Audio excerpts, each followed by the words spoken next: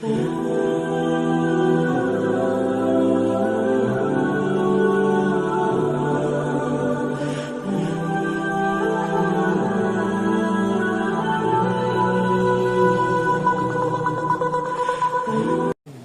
روزانہ میں اب ان تقاضوں کو پورا کرنے کے لیے کم از کم 2.5 گھنٹے ہیں. اور یہ تو پرانا مجمع ہے اور بیرون وقت لگائے ہوئے اور جو ہے یہ سال کا سفر کیے ہوئے. وہ تو بیرون جانے سے پہلے دیکھا جاتا ہے کہ بھائی 2.5 گھنٹے دے رہے ہیں، اب تو ہمارا وقت زیادہ ہو جانا چاہیے. مولانا صاحب رحمۃ اللہ علیہ فرمایا کرتے تھے ہر انسان کی زندگی میں 2 اہم کونے ہیں. ایک ہے اس کے کاروبار میں مشغول ہوتا ہے، اور ایک ہے گھر کا کہ گھر والوں کے ساتھ رہنا، ان کی ضروریات کو دیکھنا، اس میں بھی انسان مشغول ہوتا ہے. لیکن تیسرا ایک کونا اگر سوچا جائے اور فکر کی جائے ایک ملتا ہے، اور یہ وقت انسان کہاں گزارتا ہے؟ جی ہاں، بازاروں میں، تھوڑوں پر، مجلسوں میں اور فضولیات میں لگاتا ہے. جب اگر یہ وقت مسلمان کا وہاں لگے گا تو چوتھا کونا نکلے گا لڑائیوں کا، اور لڑائیوں سے پھر جائیں گے اسپتالوں میں یا جائیں گے جیلوں میں. ہر ایک کے پاس یہ وقت موجود ہے. تو یہ تیسرا کونے والا وقت جو ہے کاروبار کے لیے 8 گھنٹے کافی ہیں اگر کوئی لگنا چاہتا ہے. زیادہ اگر کم لگانا چاہے تو بہت اچھی بات ہے. گھر کے لیے بھی 8 گھنٹے کافی ہیں. تو یہ تیسرے 8 گھنٹے نکل سکتے ہیں. اس 8 گھنٹے کو اگر ہم مسجد میں دیں گے اور مسجد کے کام میں دیں گے تو پھر چوتھا کونا نکلے گا کہ اس کا وقت اللہ کے راستے میں لگے گا. یہ سال کی جماعتوں میں جائے گا اور بیرون ملکوں میں جائے گا. اور اس چوتھے کونے کے صحیح استعمال کی وجہ سے یہ اس مسجد سے پوری دنیا میں خیریں پھیلیں گی اور پوری دنیا والے اس مسجد میں آ کر ان سے تربیت حاصل کریں گے. تو وہ کریں گے کوشش انشاءاللہ. اب تقاضوں کو پورا کرنے کے لیے جو ہے 2 کی جوڑی بنا کر جو ہے وہ ہم نے گشتوں میں بھیجنا ہے. اور وہی ہماری مثال، یہ کام ہمارا تجارت کی طرح ہے. تاجر آدمی جو سرمایہ ہوتا ہے اس کو کاروبار میں وہ گھماتا رہتا ہے اور جتنا مال اس کا گھومتا ہے اتنا ہی نفع. تو ہمارا سرمایہ کیا ہے؟ یہ چلے والے ساتھی اور 4 مہینے والے ساتھی کہ کوئی بھی ان میں سے مسجد سے اور مسجد کے عمل سے باہر نہ ہو. ہماری یہ کوشش اور دعائیں ہوں اور ان کی محنت سماجت ہو کہ پورا کا پورا سرمایہ ہمارے اس کام میں استعمال ہو. کیونکہ ضرورت ہے تقاضے پورا کرنے کے لیے افراد کی. حضرات انبیاء کرام کی بھی من انصاری الی اللہ، نبی اور وہ دعوت کا محور، دعوت کی ابتدا ان سے، وہ بھی فرما رہے ہیں کہ کون ہے میرا مددگار اللہ کے دین کی طرف بلانے میں اور اللہ کے دین کو پھیلانے میں. اللہ کے رسول صلی اللہ علیہ وسلم بھی فرماتے تھے من یؤوینی ومن ینصرونی. اللہ نے بھی فرمایا ان تنصروا اللہ ینصرکم. یہ مطالبہ ہے نصرت کا. اس لیے بھائی سارے ساتھیوں کو جو پرانے ساتھی ہیں ان کو جو ساتھ جوڑا جائے اور پھر ہر فرد سے ملاقات کی جائے، کسی طبقے کو ہم نہ چھوڑیں. تو روزانہ کا عمل ایک تو روزانہ کا مشورہ ہے اور دوسرا روزانہ کی ملاقاتیں ہیں. روزانہ کی ملاقاتیں ہیں. ایک طبقہ بھی اگر چھوٹ گیا تو دین پر چلنے میں مشکلات ہوں گی. اور بھائی اس کے ساتھ ساتھ اسی دعوت کو جو ہم دعوت ہیں تقویت پہنچانے کے لیے 2 تعلیمیں ہیں، ایک مسجد کی تعلیم ہے اور ایک گھر کی تعلیم ہے. مسجد کی تعلیم ہماری تعلیم کی کتابیں متعین ہیں. مولانا صاحب رحمۃ اللہ نے فرمایا یہ جو فضائل اعمال حدیث شیخ، حکایت صحابہ، فضائل قرآن، فضائل ذکر اور فضائل تبلیغ اور مولد بستی کا واحد علاج، یہ ساری جو ہے، اور فضائل صدقات پہلا حصہ دوسرا حصہ، اور حج کے قریب فضائل حج اور فضائل جو ہے وہ رمضان کے فضائل رمضان، ان سے ہم نے پڑھنا ہے.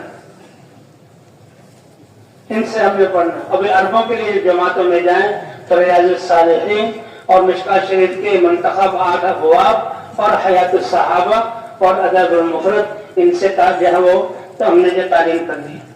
گھر کی تعلیم میں ظاہر بظاہر 6 نمبروں کا مذاکرہ بھی ہے. اور 6 نمبروں کا مذاکرہ کس لیے ہے؟ تاکہ یہ 6 صفات ہمارے اندر آ جائیں. ہمارا عمل یقین کی بنیاد پر ہو اور حضور صلی اللہ علیہ وسلم کے سنتوں میں کامیابی کی یقین کی بنیاد پر ہو اور فضائل کے شوق کے ساتھ ہو. اس کی ابتدا فضائل سے ہوگی، فضائل کے شوق کے ساتھ ہو اور اسی طرح اپنے اعمال کی حفاظت کے لیے اچھے اخلاق کے برتنے کے ساتھ ہو اور اخلاص کے ساتھ ہو اور نفس کے مجاہدے کے ساتھ ہو، ہر عمل ہمارا ان صفات والا ہو جائے۔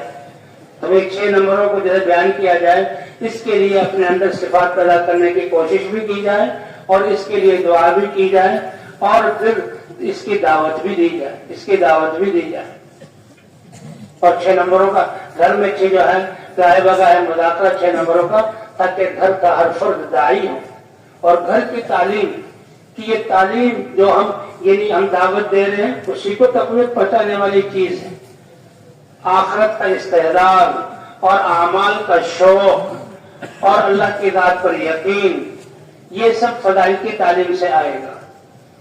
اگر ہم اپنے گھر والوں اور بچوں کو باہر کے دجالی فتنے اور بے دینی کے ماحول سے بچانا چاہتے ہیں تو گھر میں تعلیم کا اہتمام کرنا ہوگا، اور تعلیم کی ابتدا یعنی بڑے نرم انداز کے ساتھ گھر والے جب بیٹھیں گے تو اس سے یعنی یقینوں میں تبدیلی آئے گی، دینداری آئے گی، اعمال کا شوق پیدا ہوگا، اور اسی کے ذریعے سے یعنی بے حیائی جائے گی، اور تلاوت اور ذکر اور یہ اعمال گھروں میں زندہ ہوں گے گھروں کی تعلیم سے۔ اس لیے مسجد کی تعلیم کا بھی اہتمام کرنا ہے، گھر کی تعلیم کا بھی اہتمام کرنا ہے۔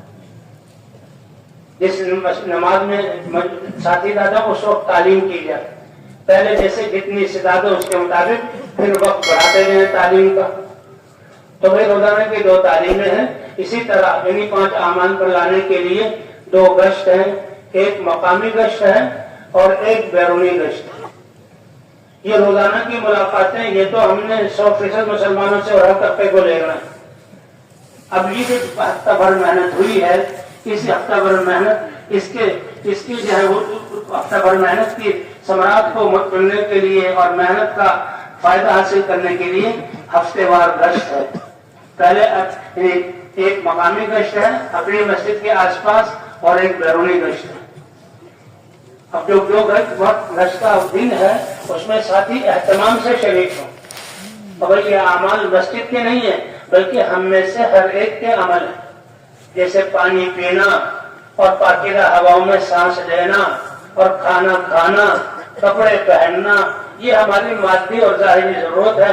اس سے کہیں زیادہ دعوت کے ذریعے یقین کو بنانا اور نمازوں کے ذریعے اپنی زندگی کو درست کرنا اور مشورے میں حاضر ہو کر یہ حضور صلی اللہ علیہ وسلم والی فکر کو اوڑھنا اور دعوت دے کر اپنا یقین بنانا اور عمومی گشت میں شریک ہونا، یہ ہماری اپنی ضرورت ہے۔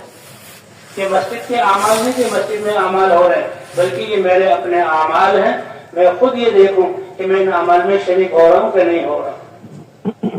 تو بھائی گشت کا دن ہو اس دن ہمیں خوشی ہو، اور ہم گشت کے لیے اگر عصر کے بعد گشت ہے، عصر کی نماز سے پہلے ہم آ کر جتنا مشورہ اور اعمال ہے اس کو طے کر لیا جائے کہ گشت والے دن تو ہم پہلے سے ہیں۔